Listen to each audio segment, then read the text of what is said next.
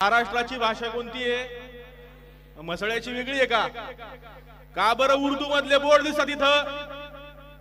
आम्हाला वाटत नाही का या सगळ्याला विरोध करावा? मसळ्यामध्ये उद्यापासून मराठीतच फलक लागले पाहिजेत. प्रशासनाला पत्र द्या, शासनाला पत्र द्या. हा पाकिस्तान नाही हे शासन आणि प्रशासनाला आता ठणकावून सांगितलं पाहिजे. जर आम्ही हिंदू म्हणून या सगळ्याला आज विरोध केला नाही तर भविष्यामध्ये मसळ्याचा सुद्धा बांगलादेश झाल्याशिवाय राहणार नाही, लक्षात ठेवा. या सगळ्या विषयांवरती बोलायचं नव्हतं, पण आल्या आल्या पाहिलं सगळीकडे कळत नाही त्या भाषेतलेच बोर्ड आहे. मराठी कळण, हिंदी कळण, इंग्लिश कळण, नुसतेच यू यू यू उलटे आकडे काढलेत. जर आम्ही हिंदू म्हणून आम्ही म्हणतो माझ्या मराठीचे बोले कौतुके परी अमृतालाही पैजा जिंके ज्ञानोबाराय म्हणून गेले, आणि त्या ज्ञानोबारायांच्या भूमीमध्ये उर्दू भाषेतले बोर्ड लागतात. जर लोकसंख्येच्या आधारावरती जर आमच्या भाषा संपून दुसऱ्या भाषा आमच्याच तालुक्यामध्ये उदयास येत असतील तर त्या भाषा आणि ते बोर्ड ठेचण्याची ताकद सुद्धा आता हिंदूंनी ठेवली पाहिजे.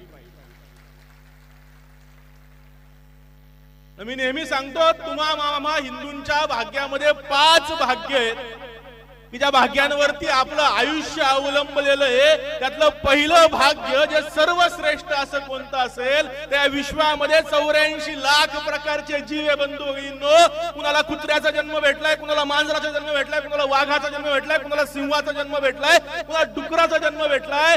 अगदी सरपटणाऱ्या सापापासून तर हवेत उडणाऱ्या फुलपाखरापर्यंत ते 250 वर्ष जगणाऱ्या कासवापर्यंत 84 लाख प्रकारचे जीव या जमिनीवरती असताना तुमचं माझं भाग्य इतकं श्रेष्ठ आहे, आपल्याला माणसाचा जन्म भेटलाय. आणि माणसाचा जन्म जरी भेटला असताना तरी तो कुठं भेटलाय? जिथं पीठ खायला महाग झालंय त्या पाकिस्तानात भेटलाय का? जिथं पंतप्रधानच देशातून पळून जातो त्या बांगलादेशात भेटलाय? ज्या ठिकाणी सुखाला फक्त भौतिक सुखाची व्याख्या लावली जाते त्या अमेरिका ऑस्ट्रेलियामध्ये भेटलाय. सगळं जग लुटून स्वतःच्या घरात नेऊन ठेवणाऱ्या इंग्लंडमध्ये भेटलाय. सगळ्या जगाला प्रत्येक वर्षी कोणती नवीन महामारी द्यायला चीनमध्ये भेटलाय. अहो तुम्हाला आम्हाला जन्म कुठं भेटलाय? अहो संपूर्ण विश्वाला जी माता समान आहे त्या जगत जननी भारत मातेच्या कुशीत आपला जन्म झाला आहे. आपलं दुसरं महत्वाचं भाग्य. हे दुसरं भाग्यापेक्षा तिसरं भाग्य अजून श्रेष्ठ आहे.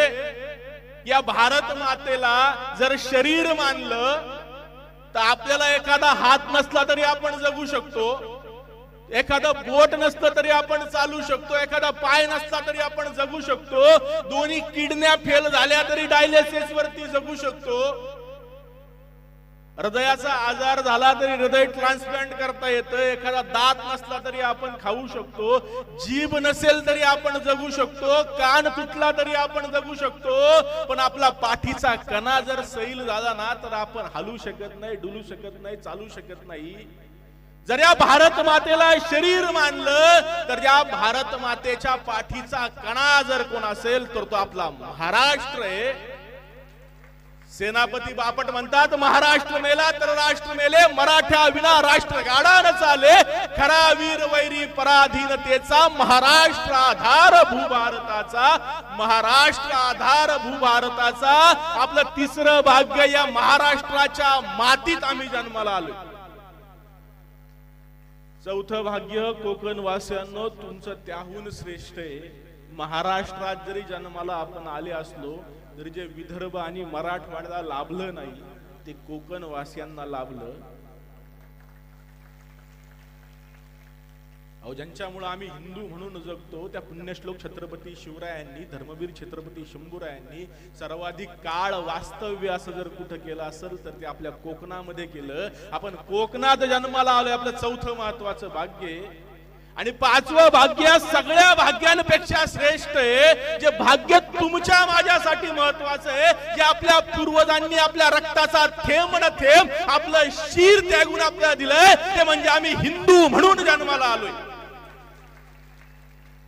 म्हणजे पाचवं भाग्य आम्ही कायम लक्षात ठेवलं पाहिजे. आम्हाला कुणी येतं आणि सांगतं, मला कोकणवासियांचा खूप अभिमान आहे की आमच्या पश्चिम महाराष्ट्रामध्ये, मराठवाड्यामध्ये, विदर्भामध्ये जातीपातीवरून भांडणं आहे. मी मराठा, मी ब्राह्मण, मी साळी, माळी, कोळी, धनगर, वंजारी, दलित, महार, मातंग, पण या कोकणामध्ये मला असं कुठंच पाहायला भेटत नाही. त्याबद्दल तुमचं सर्वाधिक अभिनंदन की आमच्या कोकणामध्ये जातपातच मानली जात नाही आणि त्याही पेक्षा मानली जाऊच नये. आपल्याला अभिमान असला पाहिजे ना आपल्या जातीचा. मी मराठा आहे, मी ब्राह्मण आहे, मी साळी आहे, मी कोळी आहे, मी माळी आहे, धनगर, वंजारी, दलित, महार, मातंग, जी काय जात असेल ती असेल. बंधू आणि भगिनींनो, त्या जातीचा अभिमान जरूर बाळगा, पण त्याही पेक्षा जास्त अभिमान आपल्याला आपल्या हिंदू धर्माचा असला पाहिजे. म्हणून आपण कोण आहोत? तुमचा प्रतिसाद काय येत नाही. कोण आहे आपण? आपण हिंदू आहोत. जर आपण आपली जात श्रेष्ठ मानत राहिलो आणि आपला धर्म विसरलो ना, बांगलादेशात जाऊन पहा काय म्हणून आमच्या माय भगिनींना घरातून ओढून रस्त्यावरती आणून त्यांच्या नग्न दिंडी काढल्या जातात. त्या बांगलादेश मधल्या घराघरामध्ये घुसणाऱ्या त्या सगळ्या बांगलादेशच्या मुसलमान नागरिकांना विचारा, तुम्ही काय म्हणून त्या घरामध्ये घुसून आमच्या माय भगिनीवरती बलात्कार करताय? काय म्हणून तिथल्या पुरुषांना रस्त्यावरती खेचून त्यांच्या कत्तली केल्या जातात? काय म्हणून आमच्या माय भगिनींना हातपाय बांधून, तोंड बांधून रस्त्यावरती उभं केलंय? बांगलादेश मध्ये होणारे अत्याचार ते मराठा, ब्राह्मण, साळी, माळी, कोळी, धनगर, वंजारी बघून नाही येत, तर बांगलादेश मध्ये होणारे अत्याचार हिंदू धर्मावरती होणारे अत्याचार. म्हणून भारताचा बांगलादेश होऊ द्यायचा नसेल तर आज आपल्या जातीचा त्याग करा. आपली जात फक्त आपल्या दाखल्यावरतीच राहिली पाहिजे, आपल्या वर्तनातून ती संपून गेली पाहिजे. हा संकल्प आजच्या निमित्ताने करा. कारण जो संकल्प आम्ही करून शकलो नाही तर भविष्यामध्ये आमचा धर्म संपल्याशिवाय राहणार नाही. आमच्या माय बहिणींना पटकन कळल एकत्र राहण्याची ताकद काय असते. आम्ही जर फळवाल्याकडे गेलो आणि त्याला म्हटलं की 1 किलो द्राक्ष दे, तिथं माय माऊली असेल, 2 प्रकारची द्राक्ष ठेवलेली असतील. एक द्राक्ष असतील गरामधली आणि दुसरी द्राक्ष असतील सुट्टी सुट्टी पडलेली. मग तिला विचारलं माय माऊलीला, घरातली द्राक्ष कशी फुले? तर ती म्हणाली 100 रुपये किलो राजा. मग तिला विचारलं ही शेजारची सुट्टी द्राक्ष कशी आहे? घेऊन जा रे, अशीच कोण खाणार आहे ती? मग जरा आपण त्या माय माऊलीला विचारलं, का ग माऊले ही द्राक्ष खराब आहेत का सुट्टी म्हणून तू फुकट वाटतील? तर ती सांगेल ही द्राक्ष खराब नाहीयेत रे, कदाचित त्या घरामधली द्राक्ष ही कच्ची असतील, किडकी असतील, सडकी असतील, पण ही द्राक्ष जी सुट्टी झाली ती पिकलेली आणि गोड द्राक्ष आहे. मग तिला विचारा, मग याची किंमत का शून्य ग? ती माय माऊली जो सांगेल ना तो नियम हिंदू म्हणून आपल्याला लागू आहे. ती सहज सांगून जाईल, अरे राजा ही घरातली द्राक्ष जरी कच्ची असतील, किडकी असतील, सडकी असतील, आंबट असतील, तुरट असतील, पण ती एकत्र आहे म्हणून त्यांची किंमत आहे. ज्यावेळेस ही द्राक्ष सुटी झाली ना त्यांची किंमत शून्य झाली. म्हणून हिंदू बंधू भगिनींनो लक्षात ठेवा, जोपर्यंत आमची वज्रमुठ हिंदू म्हणून एकत्र आहे तोपर्यंतच आमची किंमत आहे. ज्यावेळेस आम्ही जातीपातीच्या विषाला भडकून वाटले जाऊ त्यावेळेस आमची माती झाल्याशिवाय राहणार नाही. त्यामुळे हिंदुत्वाचा अभिमान बाळगा. कारण बटेंगे तो ते निवडणुकीपुरतं नाहीये बरं का. निवडणूक झाली की विसरलं असलं काय नाही. निवडणूक होऊन गेली, सरकार बसायचं ते बसलं. हिंदूंच्या समस्या संपल्यात का? आमच्या प्रत्येक राजकीय नेतृत्वाला हिंदुत्वाचा अभिमान वाटला पाहिजे आणि त्यांनी हातात भगवा ध्वज घेतला पाहिजे. हे काम हिंदू म्हणून आपल्याला करावं लागेल. त्यामुळं बटेंगे तो हिंदू म्हणून आम्ही सगळ्यांनी एकत्र आलं पाहिजे आणि त्याही पेक्षा पुढे जाऊन आमच्या हिंदू समाजासमोरच्या समस्यांना काहीतरी वाचा फोडली पाहिजे. आमच्या समाजासमोरच्या समस्या कोणकोणत्या याची तरी जाणीव आम्हाला आहे का? आज जशी जातीपातीचं विष आम्हाला फोकरतंय तसं ख्रिश्चन धर्मांतराचं बीज आमच्या गावागावामध्ये येतंय. आमचा कोकण सुद्धा त्याला कमी नाहीये. कुणीतरी ख्रिश्चन पाद्री येतो, आणि आम्हाला सांगतो की कसा तुमचा धर्म वाईट आहे, कसा तुमचा हिंदू धर्म खराब आहे. त्यामुळे तुम्ही तुमच्या घरातल्या विठ्ठलाची मूर्ती बाहेर काढा, तुम्ही तुमच्या घरातला राम, घरातला श्रीकृष्ण बाहेर काढा आणि त्याच्या ऐवजी येशूचा फोटो ठेवा, क्रॉस ठेवा. आणि आमची सामान्य भोळी बाबडी माणसं त्या छळाला, पळाला, लांगुल चालनाला भुलून आपल्या घरामधले देव विसर्जित करतात, आपल्या घरामधील महापुरुषांच्या प्रतिमा फेकून देतात, देवी देवता नदीमध्ये सोडून देतात, खंडोबाचे टाक उकिरड्यावरती फेकून देतात. हिंदूंनो, आज जर आम्ही या धर्मांतरणाचं विष ओळखलं नाही तर भविष्यामध्ये आमच्यावरती अत्याचार झाल्याशिवाय राहणार नाही. 16 एप्रिल 2020 काय झालं होतं कुणाला माहिती आहे? हात वरती करा बरं. 16 एप्रिल 2020 आम्ही हिंदू इतके विसरबोळे की आम्ही काल काय खाल्लं ते आम्हाला आठवत नाही. महाराज, 16 एप्रिल 2020 ला काय झालं होतं काय सांगायचं तुम्हाला?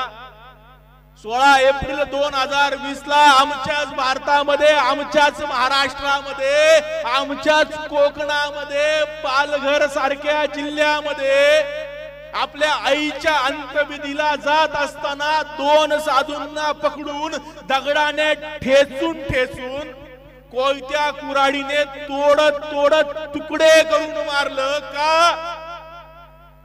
आम्हाला सांगितलं आता महाराज ती पोरं पळवणारी टोळी होती म्हणून. मला सांगा बंधू आणि भगिनींनो, 2 माणसांची पोरं पळवणारी टोळी असते का? असते का? समजा टोळी आहे म्हटलं तर त्यांच्याकडे शस्त्र असतील, अस्त्र असतील, त्यांच्याकडे कोयता, कुऱ्हाड, तलवार, भाला काहीतरी असेल, काही नसेल तर चाकू असेल. त्यांच्याकडे एकही शस्त्र नाही. बर ते क्रूर असते तर ज्यावेळेस तो सगळा जमाव हातामध्ये दगड घेऊन, काठ्या घेऊन त्यांना झोडपत होता, दगडी फेकून मारत होता, त्यावेळेस त्यांनी हातामध्ये दगडी आलेली घेऊन परत त्यांच्यावरती भिरकावली नसती का? 3-4 तास आमच्याच भारतात, आमच्याच महाराष्ट्रात, आमच्याच कोकणामध्ये आमच्याच हिंदूंच्या 2 साधूंना दगडाने ठेचून ठेचून मारलं गेलं का? आम्हा हिंदूंना सत्य पचवणं अवघड जातं का? तर त्यांनी अंगावरती भगवी वस्त्र घातली होती म्हणून. ख्रिश्चन धर्मांतरित वस्तीमध्ये स्वतःला हिंदुत्व न मानणाऱ्या, हिंदुत्वाची लाज असणाऱ्या आमच्याच समाजाने आमच्याच 2 साधूंना दगडाने ठेचून ठेचून मारलं. हे धर्मांतरणाचं विष इतकं भयानक आहे. अहो, जो भगवा ध्वज छत्रपती शिवरायांनी प्रत्येक गड किल्ल्यांवरती फिरकवला, जो भगवा ध्वज साक्षात हनुमंतराय अर्जुनाच्या रथाचं सारथ्य करताना घेऊन बसते, जो भगवा ध्वज प्रभू श्रीरामचंद्रांचा, भगवान श्रीकृष्णांचा आहे, जो भगवा ध्वज आमच्या साधू संन्याशांचा आहे, जो भगवा रंग त्याग शौर्य पराक्रमाचा आहे, तो भगवा रंग अंगामध्ये परिधान केला म्हणून आमच्याच महाराष्ट्रामध्ये आमच्याच साधू संतांची कत्तल केली गेली का? धर्मांतरण केलेली वस्ती होती म्हणून. या धर्मांतरणाच्या विषाला आज तरी ओळखा. आणि जिथे जिथे हिंदूंचं धर्मांतरण होतंय, जिथे जिथे ख्रिश्चन पाद्री येऊन आम्हा हिंदूंच्या समाजाला छळाने, बळाने, कपटाने भुलवण्याचा प्रयत्न करतात, त्या प्रत्येक ठिकाणी विरोध करून धर्मांतरण थांबवण्याचा प्रयत्न करा. आणि एक संकल्प आजच्या निमित्ताने करा, आपण कोणत्या धर्मात जन्माला आलोय आणि त्याच हिंदू धर्मामध्ये आम्ही शेवटचा श्वास घेऊ. ना मी धर्मांतरण करेल, ना माझ्या परिचयाच्या कोणाला मी धर्मांतरण करू देईल. हा संकल्प आजच्या दिवसाने करा. जर आम्ही हे संकल्प केले नाही तर भविष्यामध्ये आमचा हिंदू धर्म शिल्लक राहणार नाही. बंधू आणि भगिनींनो, ही जशी आमच्यावरती होणारे ख्रिश्चनांची आक्रमण आहेत, त्याही पेक्षा भयानक अवस्था गेले 1000 वर्ष इस्लामिक आक्रमणाची या भरतखंडामध्ये, आमच्या मातृभूमीमध्ये आम्ही भोगतोय. आपल्या कोकणामध्ये तर आपण सगळ्यात जास्त अत्याचार भोगलेले. कुणी यायचं, आमच्या माया भगिनीला घोड्यावरती टाकून घेऊन जायचं, त्यांच्यावरती अत्याचार केले जायचे, बलात्कार केले जायचे, त्यांच्या नग्न दिंडी काढल्या जायच्या. तेवढ्यानं समाधान व्हायचं नाही म्हणून त्यांना जनानखान्यात कोंबलं जायचं, त्यांच्या नशिबी वेश्येचं जीवन यायचं. आमची लहान लहान लेकरं त्यांचे होठ शिवून अरबस्तान, तुर्कस्तानला गुलाम म्हणून विकली गेली. आमचं बळजबरीनं धर्मांतरण केलं गेलं. कितीतरी अन्याय अत्याचार आमच्या कोकणच्या मातीमध्ये. या कोकणाची माती फक्त लाल इथल्या नैसर्गिक स्वभावामुळे नाहीये बंधू आणि भगिनींनो, तुमच्या माझ्या पूर्वजांनी या मातीमध्ये आपलं रक्त सांडले म्हणून ही माती लाल आहे, लक्षात घ्या. त्यांनी रक्त सांडले म्हणून आपण आज हिंदू म्हणून जगू शकतो. तर आज या इस्लामिक आक्रमणाकडे पाहताना आज आम्ही आमच्या हिंदू समाजाला सचेतन करू शकतो का की कोण कोण आमच्यावरती काय काय अत्याचार करते बरं. भयानक प्रकारे सगळ्याच बाजूने हिंदू समाजावरती संकट येत असताना आम्हाला आमचा धर्म टिकवणं हे सगळ्यात मोठं आव्हान आहे. त्यातली शुद्धता सांभाळलीच पाहिजे, पण शुद्धता सांभाळण्यापेक्षा किमान आमच्या कपाळावरती कुंकून, कपाळावरती गंध राहतील, हे सगळ्यात मोठं आव्हान येऊन ठेपलंय. त्यामुळे हिंदू धर्मासमोरची संकट आम्ही हिंदू म्हणून पाहू शकतो का? पहिलं संकट आहे आमच्या समोरचं फूड जिहाद. अन्नाच्या माध्यमातून आम्ही कुणाकडनं काय खरेदी करतो हे पण आम्हाला कळत नाही. निपाणी मधला एक व्हिडिओ परवा व्हायरल झाला. निपाणी मध्ये एक फूड मासे विक्रेता, एक जिहादी मासे विकण्यासाठी उभा आहे आणि तो काय करत होता तर प्रत्येक माशाच्या पोटामध्ये किडन्या खराब होणाऱ्या गोळ्या टाकायचा आणि ते मासे हिंदूंना विकायचा. आणि असं केले कितीतरी वर्ष तो करत होता. नशिबाने पोलीस प्रशासनाला तो सापडला म्हणून त्याची बातमी बाहेर आली. नाहीतर असे किती लोक असतील जे त्या माशांच्या पोटामध्ये नाही ते घालून तुम्हाला मला विकत असतील. असाच परवा पुण्यातला एक व्हिडिओ व्हायरल झाला. पुण्यामध्ये एक जिहादी भाजी विक्रेता भाजी विकण्यासाठी उभा होता. बिचारा उन्हाचा कडाका प्रचंड होता आणि ऊन येत असल्यामुळे ती भाजी सुकायला लागली. सुकलेली भाजी खायला घालू नये, मग करायचं काय, जरा ओली केली पाहिजे भाजी. मग काय करावं तर पाणी शोधलं पाहिजे, पाणी सापडे ना. पाणी शोधता शोधता शेवटी कळालं की शेजारून सुंदर सुवासिक गटार वाहते, कुठं आपल्याला भाजी खायची म्हणून अशीच ती भाजी घेतली, गटारामध्ये घंगाळली आणि परत तीच भाजी विकायला ठेवली. आमच्या हिंदू महिला, आमचे हिंदू पुरुष भाजी आणायला जातात. मेथी घ्यायची असती, ताजी भाजी कुठं दिसती म्हणून भाजी घेतात. मेथी घेऊन घरी जातात आणि म्हणतात वा भैया की मेथी तो बहुत अच्छी. काय खाक अच्छी ती गटरातली मेथी खातोय आम्ही. याही पेक्षा वाईट तो डोंबिवलीचा का धारावीचा व्हिडिओ आहे. एक जिहादी फळ विक्रेता फळ विकण्यासाठी फळाच्या हातगाडीवरती उभा आहे आणि फळाच्या हातगाडीवरती उभा असताना त्याला बिचारा लघुशंकेला आली. करायचं काय, कुठं जायचं म्हणून काय केलं तर फळ विकायच्या पिशवीमध्येच लघुशंका केली आणि आता ती लघुशंका फेकायची कुठं कळेना म्हणून त्याच लघुशंकेने सगळी फळं धुतली आणि तीच फळं आम्ही खातोय. लक्षात ठेवा हिंदू बंधू आणि भगिनींनो, जर त्यांनी ठरवलं तर तुमच्या माझ्या पुढच्या पिढ्या जन्माला न येण्याची क्षमता ते ठेवतात. जर तुम्हाला तुमच्या माझ्या पुढच्या पिढ्या जन्माला घालायच्या असतील, नवे त्या निरोगी आणि आरोग्यदायी जन्माला घालायच्या असतील तर आजच्या मेळाव्यातून एक संकल्प करा, ज्याच्या कपाळी नाही टिळा त्याच्याकडून खरेदी टाळा. हे नुसतं टाळ्या वाजवण्यापुरतं नाहीये. इथून गेले की नाही भैयाला जरा धंदा दिला पाहिजे, कशाला झक मारायला दिला पाहिजे. माझं लेकरू महत्वाचं आहे, माझं भविष्य महत्वाचं आहे का भैयाचं पोट भरणं महत्वाचं आहे? काय महत्वाचं आहे? आवाज येतोय तुमचा, चुकीचं नाही ना बोलत मी? माझं लेकरू महत्वाचं आहे का भैयाचं पोट भरणं महत्वाचं आहे? महिला मंडळ आम्ही काही खरेदी करत नाही. पुरुषाला तुम्ही सांगितलं तरच तो बाजारात जातो, नाही त्याला काही एवढी हौस आलेली नाही. तुम्ही संकल्प करा, जर आमच्या पुढच्या पिढ्या निरोगी आरोग्यदायी करायच्या असतील तर कुणावरही दयामया न दाखवता फक्त आणि फक्त हिंदूंकडूनच खरेदी करा.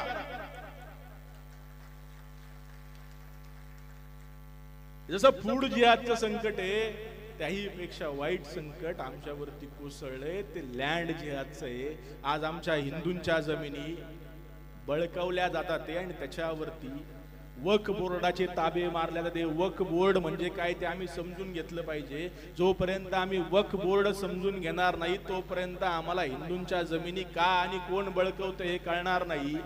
वक्फ बोर्डाची स्थापना भारतामध्ये झाली 1960 साली आणि 1960 पासून 2024 पर्यंत 0 एकरापासून ते 10 लाख एकरची जमीन वक्फ बोर्डाने आपल्या ताब्यामध्ये घेतली. वक्फ बोर्डाला जमीन ताब्यात घेण्यासाठी काय करावं लागत नाही. आपण एकदा कायदा वाचला पाहिजे. वक्फ बोर्डाने काय करायचं तर कोणत्याही एका जमिनीवरती अधिकार सांगायचा की फलाना फलाना जमीन आमची आहे, आणि मग ज्या जमिनीवरती ताबा सांगितलंय, समजा ही शाळा आपण समजू की हिंदू संघटनेची आहे आणि या शाळेच्या जमिनीवरती ताबा मारला वक्फ बोर्डाने, तर हिंदू संघटनेने सरकारपाशी जायचं आणि सांगायचं की ही जागा वक्फ बोर्डाची नाही, आमची आहे. जो अधिकार सांगतोय त्यांनी मागायची नाही, तर ज्याची जागा आहे त्यांनी सिद्ध करायचं ही जागा त्याची आहे. आणि त्यासाठी काय असतं, सर्वोच्च न्यायालय नाही, उच्च न्यायालय नाही, जिल्हा न्यायालय नाही, वक्फ न्यायाधिकरण असतं, जिथं फक्त आणि फक्त मुसलमानच असतात. आणि तिथं केस गेल्यानंतर तुमचं काही ऐकलं जात नाही. 99.99% प्रकरणांमध्ये अख्खीच्या अख्खी जमीन, भलेही तिचा मालक हिंदू असो, सरकार असो, ती जमीन वक्फ बोर्डाला दान म्हणून दिली जाते. असा 10 लाख एकराचा सातबारा वक्फ बोर्डाने आपल्या ताब्यामध्ये घेतलाय. ते आपल्या मडीचं देवस्थान आहे कानिफनाथांचं, मच्छिंद्रनाथांचं. त्या मडीच्या अख्ख्या गडावरती ताबा मारून सांगितलं ह्यो किल्ला आमचा आहे. मध्ये त्या गुहा नावाचं गाव आहे, संत कानिफनाथ महाराजांची समाधी आहे. 40 एकराचा सातबारा आहे. त्या 40 एकराच्या सातबाऱ्यावर वक्फ बोर्डाने ताबा मारला आणि सांगितलं ही कानिफनाथांची समाधी नाहीये, ही वक्फ बोर्डाची जमीन आणि ह्यो आमचा पीर बाबा आहे. अख्ख्याच्या अख्ख्या जमिनीवरती ताबा मारला. संत कानिफनाथांची समाधी फक्त 10 बाय 20च्या 200 स्क्वेअर फीट मध्ये, पण शेजारी 3.5-4 गुंठ्याची 3 मजली मस्जिद बांधली गेली. परवा आमचे वारकरी तिथं भजन करायला गेले एकादशीला, तर काठ्यांनी झोडपलं. त्यांना सांगितलं की कानिफनाथ नाही, इथं भजन करायला यायचं नाही, आमचा पीर बाबा आहे. असं जर देशभरामध्ये ठिकाणी होत राहिलं तर भविष्यामध्ये हिंदूंनो तुमच्या माझ्या मालकीच्या घरावरती सुद्धा हे वक्फ बोर्ड ताबा मारल्याशिवाय राहणार नाही. म्हणून या लँड जिहादच्या संकटापासून ओळख करून या. रस्त्यावरती फिरताना कोकणात तर खूप रिकाम्या जागा आहे. अचानक एखाद्या रस्त्यावरती एक दगड येतो, मग दुसरा येतो, मग तिसरा येतो, मग त्याच्यावर सिमेंट येतं, मग हिरवी चादर येते, मग त्याच्यावरती फुलं येतात, मग एक भिकारी येतो आणि म्हणतो भगवान के नाम पे दे दे. हा पीर बाबा होतो, तो नवसाला पावतो. मग त्याच्यावरती हिंदू मुसलमान सगळे गर्दी करतात, मग त्याचा दर्गा होतो. ती जमीन वक्फ बोर्डाला कधी जाते हिंदूला सुद्धा कळत नाही. असं ठिकाणी सुरू हे फक्त जमिनीवरती नाहीये, घाट रस्त्यांवरती सुद्धा आहे. त्याही पेक्षा वाईट तुमच्या माझ्या छत्रपती शिवरायांच्या किल्ल्यांवर सुद्धा ही अवस्था आहे. जर आम्ही हिंदू म्हणून आज हे ओळखलं नाही तर भविष्यामध्ये सगळीकडे फक्त पीर बाबाच दिसतील. छत्रपती शिवरायांच्या 73 गड किल्ल्यांवरती आज थडगी आहे. तुम्ही कधी पन्हाळ्याला गेले नसाल तर पन्हाळ्याला जाऊन या. एकट्या पन्हाळ्या किल्ल्यावरती 16 थडगी बांधली. किती? तेवढी मंदिरं सापडत नाही, पण तेवढी थडगी किल्ल्यावरती सापडतात. काय संबंध आहे? काही संबंध नाही. काय पुरावा आहे? काही पुरावा नाही. 1 दगड 2 दगड 3 दगड करायचे आणि हळूहळू चादरी अंतरायच्या आणि त्या सगळ्या जमिनीवरती ताबा मारायचा. एवढं मोठं षडयंत्र संपूर्ण देशभरामध्ये, राज्यभरामध्ये छत्रपती शिवरायांच्या बाबतीत सुद्धा होत असताना आम्ही हिंदू म्हणून या लँड जिहादकडे उघड्या डोळ्यांनी पाहिलं पाहिजे. कारण याच शिवरायांच्या गड किल्ल्यांचा वापर मग दहशतवादी कारवायांसाठी सुद्धा व्हायला माग पुढे कुणी पाहणार नाही, जो विशाळ गडाचा झाला. याही पेक्षा वाईट संकट लव जिहादचं आहे. आज आमच्या मुलींना प्रेमाच्या जाळ्यामध्ये अडकवलं जातं आणि त्यांचं धर्मांतरण केलं जातंय. लव जिहाद आपल्या सगळ्यांना माहिती आहे, आपण सगळे उघड्या डोळ्यांनी पाहतो. तरी सुद्धा आमची मुलगी कोणासोबत बोलती याची जाणीव आपल्याला नाही. स्वातंत्र्य म्हणजे स्वैराचार नाही. एक वेळ मुलींनी भारतीय कपडे घालावेत न घालावेत यावरून आम्ही वाद केला पाहिजे, पण धाडसाचं होईल किमान महिन्याला आपली मुलगी कुणासोबत बोलती कुणासोबत बोलत नाही याची चर्चा तरी मुलीसोबत केली पाहिजे. स्वातंत्र्य म्हणजे स्वैराचार नाही. स्वातंत्र्याच्या नावाखाली आमच्या मुली कुठे ना कुठे कोणत्या ना कोणत्या अब्दुलच्या प्रेमात पडतात आणि मग या लव जिहाद मधल्या अडकलेल्या मुलींचं काय होतं तर 4 प्रकारे या मुलींचा वापर केला जातो. पहिला प्रकार, या मुलींसोबत लग्न केलं जातं आणि या मुलींचं धर्मांतरण केलं जातं. मला सांगा, सगळे धर्म सारखे आहेत ना? मानतो ना आपण सगळे धर्म सारखे आहेत? मानतो का नाही? मग सगळे धर्म सारखे आहेत, सगळे धर्म सारखे आहेत, तर मग श्रद्धा सोबत लग्न करताना श्रद्धाची शबाना का करायला लागते? अगोदर आपल्या मुलीचं धर्मांतरण होतं आणि मग तिच्या सोबत लग्न केलं जातं. आम्ही म्हणतो काय झाले महाराज, प्रेम तर एवढा काय फरक पडतो? आपल्याच लेकीच्या पोटाला आपल्याच धर्माचे शत्रू जन्माला येतात, लक्षात ठेवा. आमच्या इथं +1 होत, आमची एक मुलगी निघून जाती, पुढं +2 +3, त्याला काय मर्यादाच नाही. हम 5 हमारे 25. पहिलं मुलीचं धर्मांतरण होतं. मुलगी सुखात असते का? अहो, आमच्या इथं टिकली न लावणारी, बांगड्या न घालणारी, पायाचं पैंजण न घालणारी आमचीच लेक कधी बुरख्याच्या आड, तिच्या डोळ्याशिवाय काहीच दिसत नाही. एवढी वाईट अवस्था आमच्या लेकीची कधी होती आम्हाला सुद्धा कळत नाही. पहिलं धर्मांतरण होतं. वाटतं सगळं चांगलं पण चांगलं काहीच नसतं.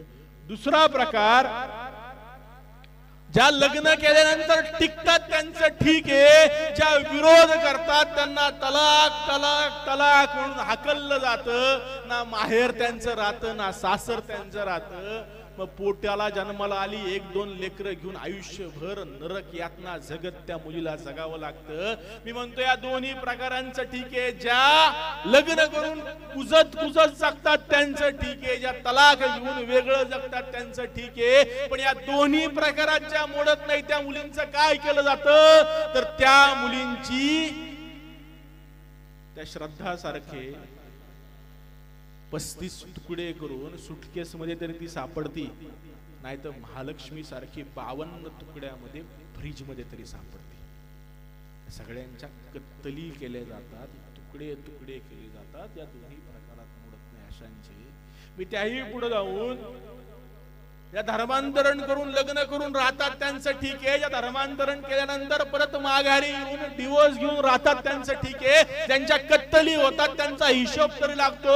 आज मी तिला देशभरामध्ये वर्षाला लाखभर हिंदू मुली बेपत्ता होतात. त्यातल्या काही हजार मुलींची लग्न होतात, काही शेकडा मुली माघारी घरी येतात, काही डझनभर मुलींच्या कत्तली होतात. पण उरलेल्या 90-95 हजार मुलींचं होतं काय? एखादी मुलगी पळून गेली तर परत तिचा चेहराच दिसत नाही.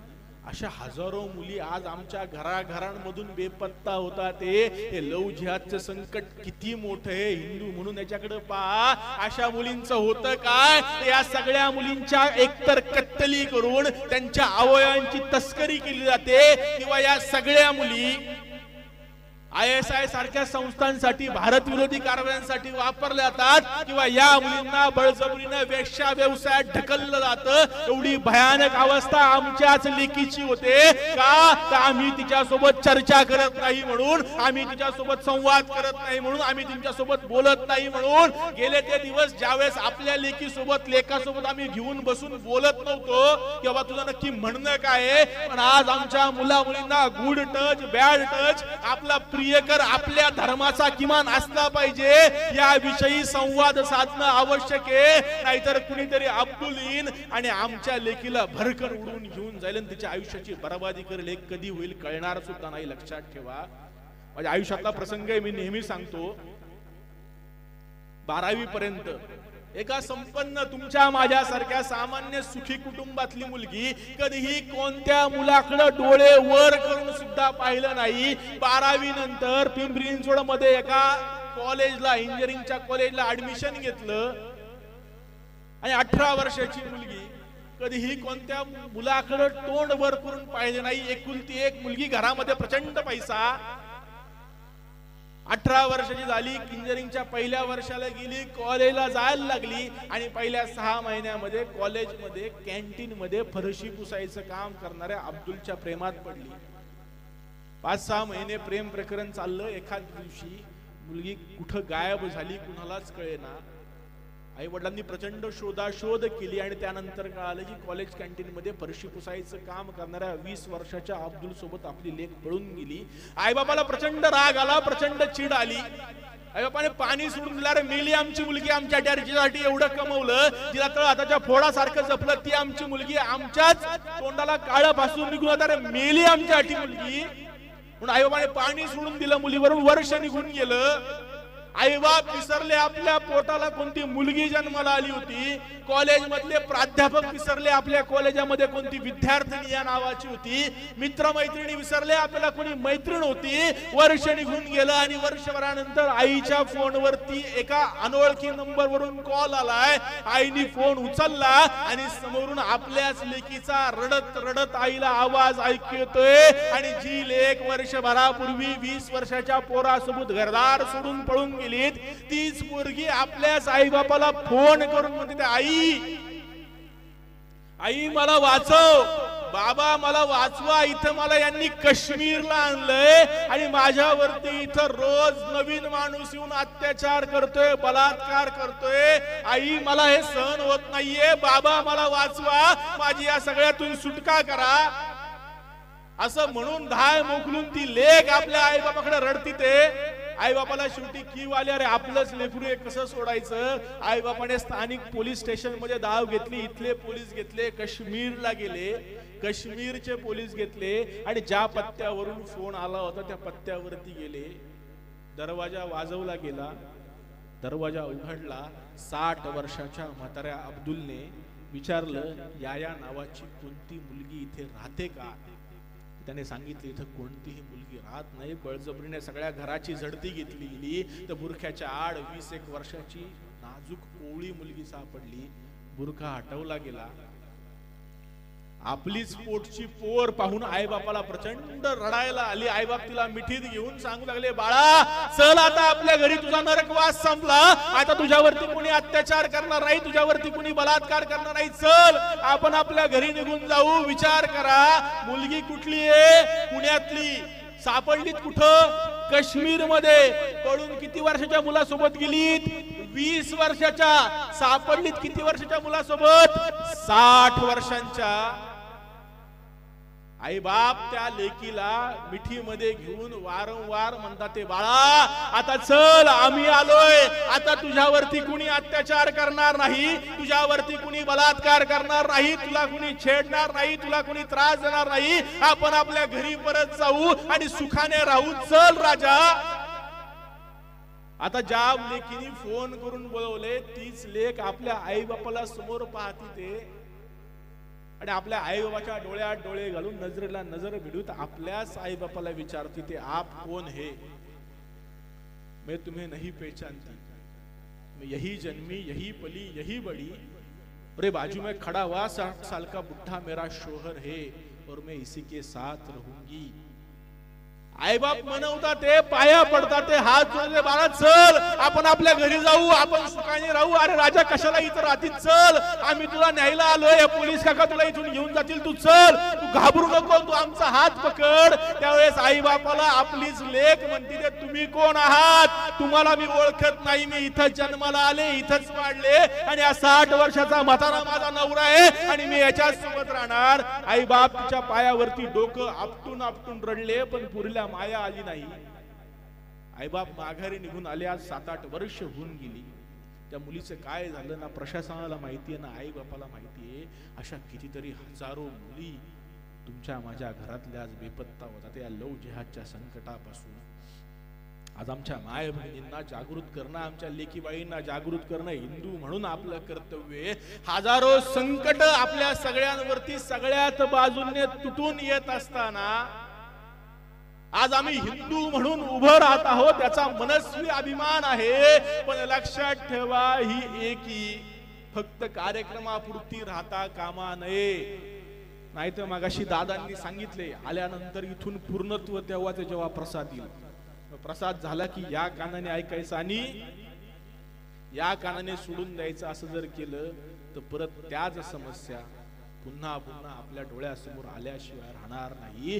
म्हणून इथून उठताना संकल्प करा, आजवर मी जगत आलोय माझ्या आयुष्यासाठी, माझ्या कुटुंबासाठी, माझ्या लेकासाठी, लेकीसाठी, पैशासाठी. हे सगळं करायचंच आहे. लक्षात ठेवा, इथून उठल्यानंतर काय संसार संपणार नाही, रोखणी संपणार नाही, व्यवसाय संपणार नाही. पण हे सगळं करत असताना मी शेवटच्या श्वासापर्यंत जगेल माझ्या हिंदू धर्मासाठी हा संकल्प करा. कारण आज हिंदू समाजाची अवस्था जगभरातच नव्हे तर भारतात सुद्धा दयनीय आहे. वेगवेगळ्या ठिकाणी हिंदूंचं लोकसंख्येचं घटणारं प्रमाण हे भविष्यामध्ये आमच्या विनाशाला त्या त्या भागात कारणीभूत ठरू नये यासाठी आम्हाला उभं राहावं लागेल. 1947 साली भारताची फाळणी झाली. आमचा तिथला सगळा हिंदू बांधव आम्हीच समजू, आम्ही पाकिस्तान सोडून पळून आलो, आमच्यासाठी भारत होता. 30-35 वर्ष होऊन गेले, आम्ही पाकिस्तानची फाळणी विसरलो. 1990 साली काश्मीरी घाटीमध्ये मशिदींमधून आणि ठिकाणी भोंगे लावून घोषणा दिल्या गेल्या, हम बनाएंगे कश्मीर को पाकिस्तान, कश्मीरी पंडितों के सिवाय उनकी बीवियों के साथ. आमच्याकडे तरणोपाय काय नाही, आम्ही आमच्या पिशव्या भरल्या आणि काश्मीरी घाटी सोडून पळून आलो. तेव्हा सुद्धा आमच्याकडे उर्वरित भारत होता. आज 2024 आहे. आज तेच बांगलादेश मध्ये सुरू आहे. आज घराघरामध्ये घुसून आमच्या माय बहिणींवरती बलात्कार केले जाते, आमच्या पुरुषांच्या कत्तली केल्या जाते आणि आमचा हिंदू तिथून धावून परत भारतामध्ये येतोय. आज त्याच्यासाठी सुद्धा बांगलादेशातून जरी हाकललं गेलं तरी भारत आहे. 47 ला आम्ही पाकिस्तान सोडला, 90 ला काश्मीरी घाटी सोडली, 24 ला बांगलादेश सोडतोय. अरे हिंदूंनो, पळणार कुठं कुठे रे? मुसलमानांना जगभरात जाण्यासाठी 57 पेक्षा जास्त देश आहेत. ख्रिश्चनांना लपण्यासाठी 100 पेक्षा जास्त देश आहे. हिंदू बंधू आणि भगिनींनो, तुम्हाला आणि मला फक्त आणि फक्त भारतच आहे.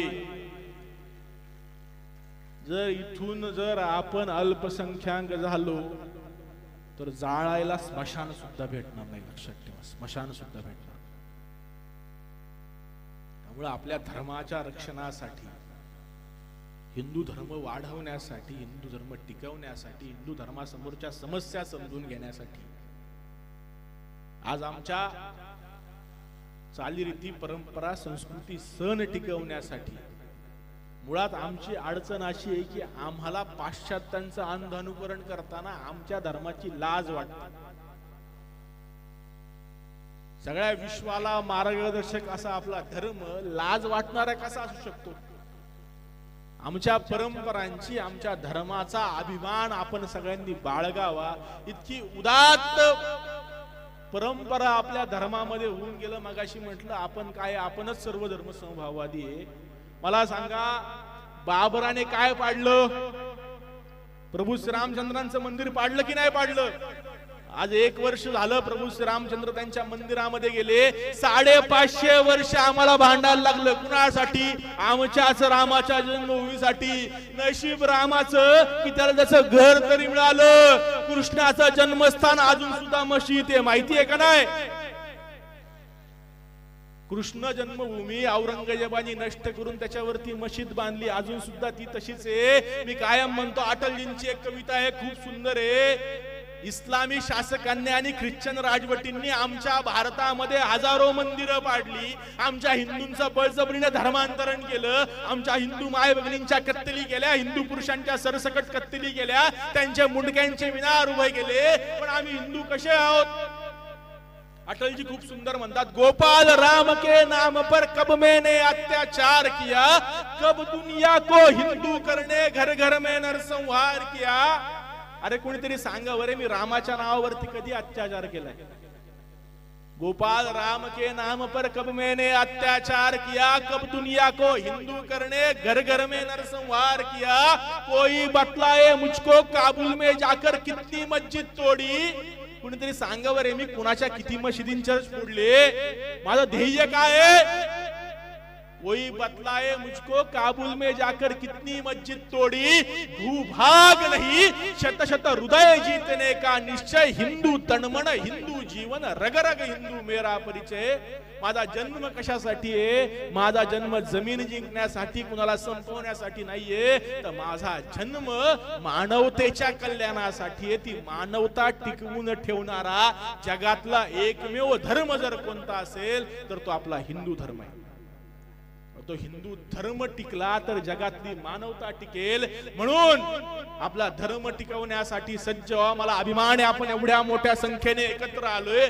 असेच आपण भविष्यात सुद्धा हिंदुत्वासाठी, हिंदू धर्म रक्षणासाठी एकत्र येऊयात। आणि मगाशी म्हटलं तसं इथून उठल्यानंतर न विसरता लव जिहाद, लँड जिहाद, फूड जिहाद, बिझनेस जिहाद, वोट जिहाद। विधानसभेच्या निमित्ताने 105 मतदारसंघांमध्ये प्रवास केला। त्यातले 91 जण आमदार म्हणून निवडून आले, 14 जण निवडून आले नाही। ते 14 जण ते होते ज्यांनी हिंदुत्वाला विरोध केला।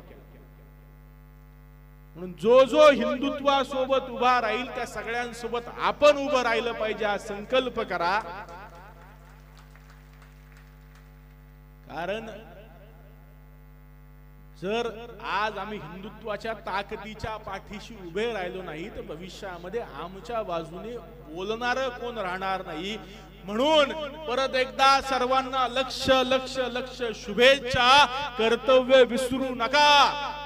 हे तुकोबारायांचा वारसदार म्हणून तुम्हा सगळ्यांना आव्हान करतो।